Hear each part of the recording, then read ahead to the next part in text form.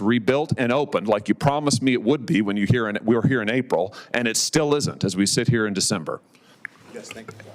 Absolutely. Thank you, Mr. Chairman. Mr. DeJoy, good to see you. Senator Hawley, I recognize for your questions, and thank you for deferring to some of our colleagues here. That was very kind. Yes, thank you. Absolutely. Thank you, Mr. Chairman. Mr. DeJoy, good to see you. Let me ask you about the regional transportation optimization plan. A couple of my colleagues had questions about this. Now, and maybe you can clear up some things for me. My understanding is that this plan will eliminate end-of-day collection at post offices that are located more than 50 miles from a hub. Is that basically correct? Eliminate end-of-day collection from post offices that are located more than 50 miles from a hub. Is that basically right? Most likely, in most places. Okay. Could you speak into your microphone, Mr. DeJoy, a little bit there? That way we can hear each other better. Great. So, okay. It's going to eliminate end-of-day collection at most post offices located more than 50 miles from one of the hubs. Now, in Missouri, we've got 926 post offices. 754 of them are more than 50 miles from a hub, and that accounts for 50% of my state's population. And I understand that under your own agency's projections, 68% of rural single-piece first-class mail will get downgraded under this plan. That's going to be half my state. Can you walk me through that? Yeah.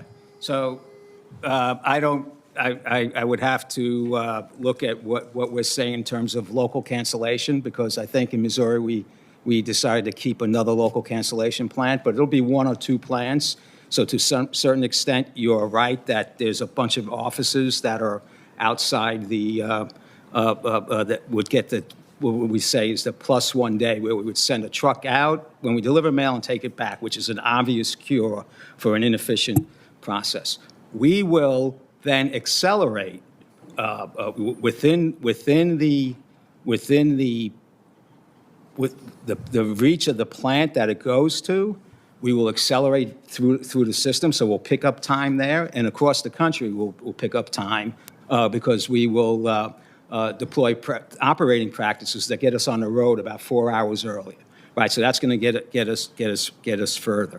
With regard to the impact, the 68%, it's not that much. It's single-piece mail outbound only. So all mail, with 88% of mail originates from within a 50-mile radius, and all that delivery will be picked up by that 4-hour process moving through the system. So all delivery to all your constituents everywhere will be better in terms of the delivery side. It's only the outbound collections that come and go through this, that get the extra day, that within the 1, 2, 3, 4, and 5 day span that we have right now, okay, a 2 day may go to 3 day, a 3 day may go to 4 day, a 4 day may go to 5 day, but nothing's going beyond 5 days. And that's going to save, we have tens of thousands of trucks running around with nothing in them. Right, and that is a big reason, to make the change. So I think, within, on a single piece mail, and I'm not diminishing its importance, but somebody mailing a letter to, a card or something like that may get a day later within the 5 day constraint. Yeah, my concern is, thank you for confirming that. My concern is that that's going to affect half of my state, 754 of my state's post offices. This is on top of downgrades that happened in late 2021. I mean, this is, as you can understand, I'm sure, this is why the Missouri Farm Bureau has written to you opposing this. All of my rural electric cooperatives are opposed to this. This is disproportionate impact on rural folks. I understand that some urban areas will also experience downgrades, but to them, your own estimates say it'll be a third of their volume. It's 2/3, more than 2/3 of the rural volume. I mean, why the disproportionate impact on rural folks? It actually has more of an impact on urban areas. The impact is like 60% urban, 40% rural. Urban areas have sprouted up postal system was built, 30s and 40s, and we have different, the geography has greatly changed. So there are urban areas. I need to get cost out. And this is extremely, I don't believe that this is a punitive way. We focus on delivery. We're delivering to 167 million delivery points every day. We set the constraints around the 5-day service. It only affects single piece, so all their deliveries, everything that's going to them is going to be timely. The local cancellation reach, I can get back to you as to what that reach is going to be from the 1 or 2 plants, so that'll take that out of the delivery, out of the impact zone. But at the end of the day, this is a change we need to make to get the cost out. We're chasing $3.7 billion. And this is all about rural America, Senator. If we, Well, you're reducing the deliveries you're reducing the volume to rural America. I mean, you're slowing it down. They're getting the downgrades. 68% of their mail is going to get downgraded. significantly more volume gets delivered to people in rural America, in every place, than they actually mail out. Significant. So it's disproportional inbound than outbound. But you don't dispute the fact that 68% of their single-piece first-class mail is going to get downgraded. You just told me that it would. It get downgraded. And listen, I think I understand you. You're trying to cut costs. I'm just telling you. I understand your position, Mr. DeJoy, but I need you to understand mine. I represent a state that's majority rural. 754 of my 950 and my 926 post offices are going to experience additional delays. This is on top of the fact that in the Kansas-Missouri district, you're hitting a 72% on-time delivery standard that's well beneath your own target. I mean, I'm just telling you that in my state, they're very frustrated.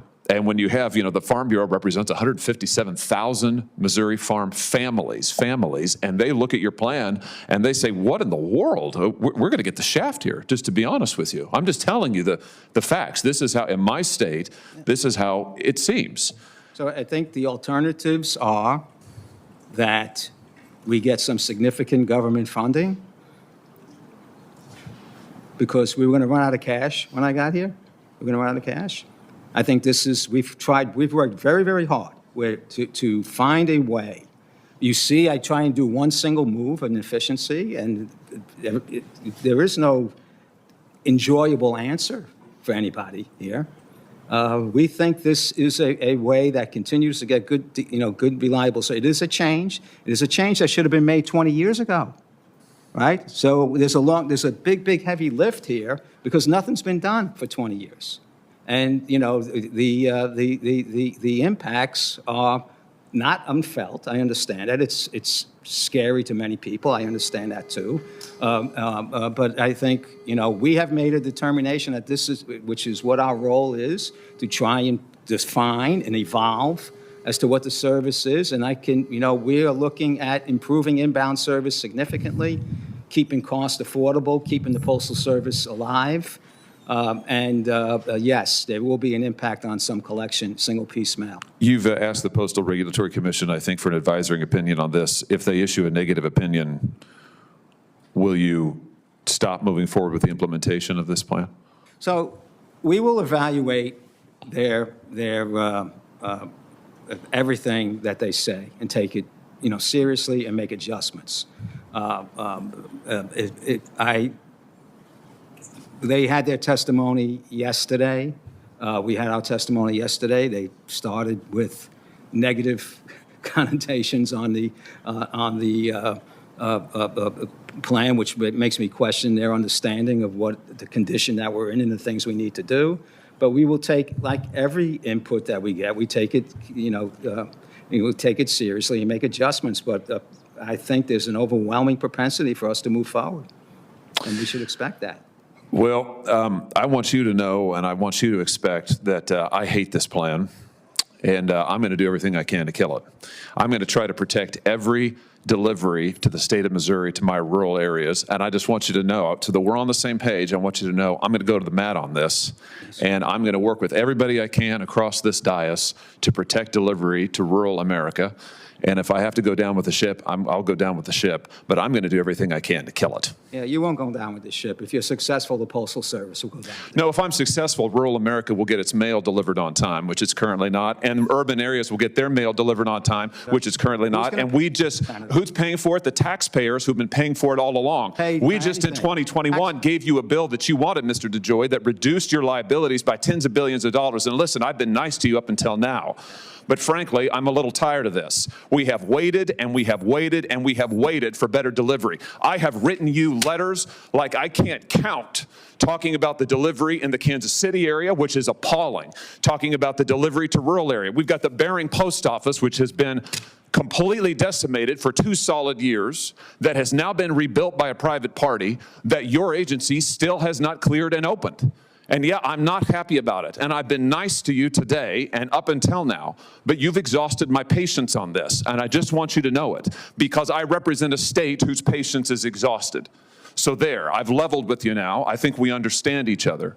But I want to see service to my state and the rural areas of my state preserved. And in the urban areas, I want to see it get better and meet the standard.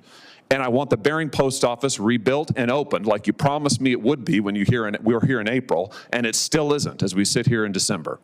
So that's my piece. That's where we are, just so we understand each other. And I look forward to working with you going forward.